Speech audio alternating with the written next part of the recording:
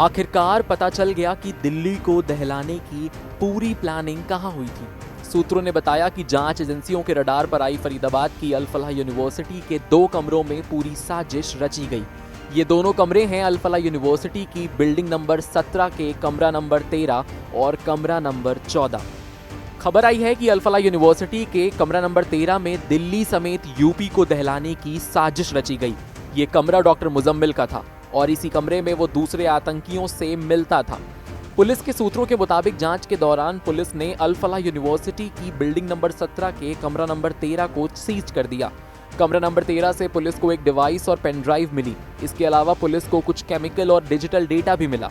सूत्रों ने बताया कि कमरा नंबर 13 में ही तय होता था कि यूनिवर्सिटी के लैब से केमिकल कैसे बाहर जाएगा। शक है कि उसी केमिकल में कम मात्रा में अमोनियम नाइट्रेट और ऑक्साइड मिलाकर विस्फोटक तैयार किए गए थे। सूत्रों के मुताबिक अल फलाह यूनिवर्सिटी के कमरा नंबर 13 और कमरा नंबर 4 से सुरक्षा एजेंसियों को डॉक्टर मुजम्मिल और डॉक्टर उमर की डायरी मिली है, जिससे दिल्ली धमाके से जुड़े कई सच्चाइयां सामने आ सकती हैं। सूत्रों के मुताबिक डॉक्टर मुजम्मिल और डॉक्टर उमर की डायरी में कुछ कोड वर्ड्स का इस्तेमाल हुआ है, जिससे पता चलता है कि 8 से 12 नवंबर को बीच कुछ होने वाला था। सूत्रों की माने तो डायरी के अंदर ऑपरेशन शब्द का कई बार इस्तेमाल किया गया है। पुलिस सूत्रों के मुताबिक जांच एजेंसियों को यह भी पता चला कि आरोपी doctor Muzammil, doctor Adil, doctor Umar और डॉक्टर शाहीन ने मिलकर लगभग 20 लाख रुपए नकद जुटाए थे, जो उमर को सौंपे गए। बाद में उन्होंने गुरुग्राम, नूह और आसपास के इलाकों से आईईडी तैयार करने के लिए 3 लाख रुपए का 20 कुंटल से ज्यादा उर्वरक खरीदा। खबर आई कि उमर और डॉक्टर मुजम्मिल के बीच पैसों का विवाद भी था। उमर ने सिग्नल ऐप पर 2 से 4 सदस्यों वाला एक ग्रुप बनाया था, जिस पर इन सारी चीजों की चर्चा होती थी। यानी एक एक करके अल फलाह यूनिवर्सिटी से ही दिल्ली धमाकों के राज खुले। वहीं के कमरों से चीजें और आरोपी डॉक्टर की डायरी मिली, जिससे मिले सुराग से पुलिस ने जांच आगे बढ़ाई है।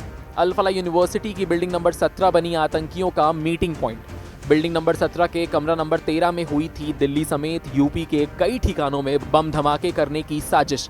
ये 13 नंबर कमरा पुलवामा के डॉक्टर मुजम्मिल अहमद का ही था और यहाँ दूसरे आतंकी डॉक्टर्स के साथ वो मीटिंग किया करता था।